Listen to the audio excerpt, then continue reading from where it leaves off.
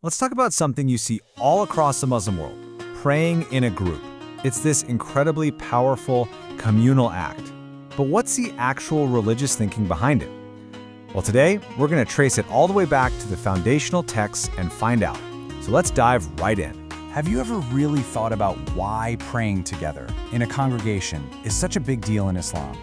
I mean, it's one of the most powerful images we associate with the faith. But the instruction for it, well, it's rooted in some very specific, very important sources. So let's see if we can trace it back to where it all began. Okay, first things first. Let's get the terminology down. The practice is called Shalat Bar Jama'ah.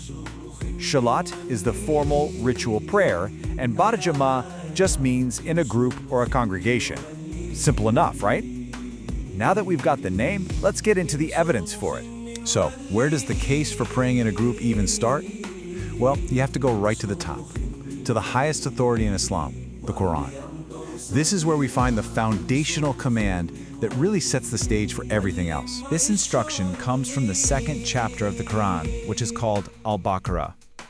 The verse commands believers to do a few different acts of worship, but it's that very last phrase that is just so critical to what we're talking about today. The wording here is absolutely key. Islamic scholars look at that phrase, bow down with those who are bowing, and they see a clear, direct call for communal worship. That one little word, with, completely changes the meaning. It implies something you do together, not by yourself in solitude. This is really the seed from which the whole practice grows. Okay, so the Quran lays the groundwork, but the next layer of evidence we need to look at comes from the Hadith. These are the recorded sayings and actions of the Prophet Muhammad. And this is where that initial idea is transformed into something, well, a lot more urgent. There is no prayer for him. Just let that sink in for a second. This statement is huge. It directly links hearing the call to prayer with whether or not your prayer is even valid. It raises the stakes significantly by adding a very clear consequence for not showing up. So, what exactly is this call to prayer? The adzan is the specific trigger that the Hadith mentions. It's that audible public call that you hear summoning Muslims to pray 5 times a day. So when the Hadith says whoever hears the call, it's not being vague. It's talking about this specific formal invitation. So the prophetic tradition basically lays out 2 very clear paths for you. You hear the azan, and you've got a choice. You go to the prayer and fulfill the command, or you skip it without a good reason and, well, according to this hadith, you risk your prayer not even counting. But did you notice that key exception? A valid excuse? And this brings us to this really important concept of uzur. It's basically a recognized legitimate reason under Islamic law. Like, say you're sick or you're on a long trip.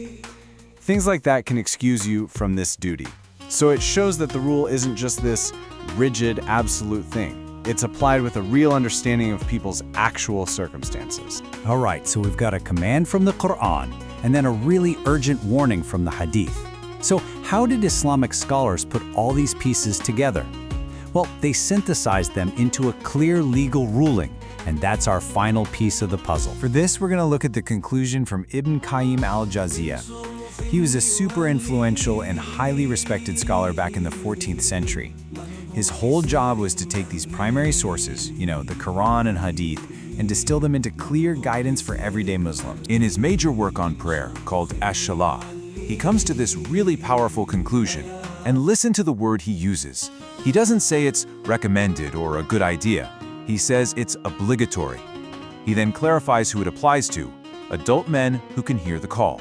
And he points out that its spiritual value is way, way higher than praying by yourself. So let's break that ruling down. It's actually pretty simple. Number 1, the ruling itself. It's considered obligatory. Number 2, who is it for? The responsibility falls on adult men who are close enough to hear the azan. And number 3, the exception. The rule doesn't apply if you have a valid excuse, that uzr we talked about. And that word, obligatory, translates to a very specific legal term in Arabic, wajib. This is really important. It means this isn't just a friendly suggestion. In this scholarly view, it's a mandatory religious duty, a required act within the whole framework of Islamic law. Okay, let's pull all these threads together now. We've traced the evidence from a command in the Quran all the way to a specific legal ruling. So what does this whole journey tell us when we zoom out and look at the big picture? You can really see how the case for congregational prayer is built in layers. It's like building blocks. It all starts with that divine instruction in the Quran. Then, it's amplified by a really strong warning from the Prophet and the Hadith. And finally, it's crystallized into a clear, legal obligation by scholars like Ibn Qayyim. So, what's the big takeaway here? Congregational prayer in Islam isn't just some nice tradition that people decided to do. No, it's a practice that is deeply, deeply embedded in scripture and law. It starts with a broad command, gets reinforced with an urgent warning, and is finally clarified into what's considered a binding obligation. And that kind of leaves us with one last thought. We've explored the religious roles behind why millions of people stand shoulder to shoulder in prayer every single day. But beyond all the scriptural commands, what is the inherent power of a community that just decides to come together in perfect unison for a shared purpose? Now that's something to think about.